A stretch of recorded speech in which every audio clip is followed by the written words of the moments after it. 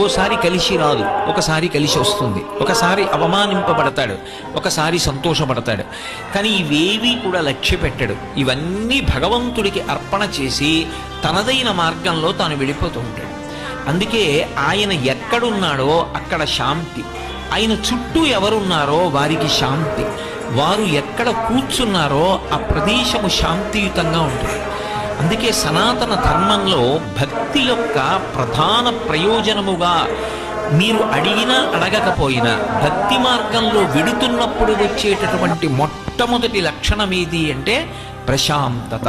అందుకే మీరు చూడండి, మీరు ఏది ఈశ్వర సంబంధమైన కార్యం చెయ్యండి, ఒక్క విషయాన్నే అడుగుతారు, ఓం శాంతి శాంతి శాంతి, దీని చేత శాంతి కలుగుగాక.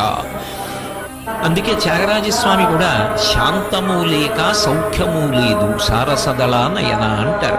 అసలు ఆ శాంతం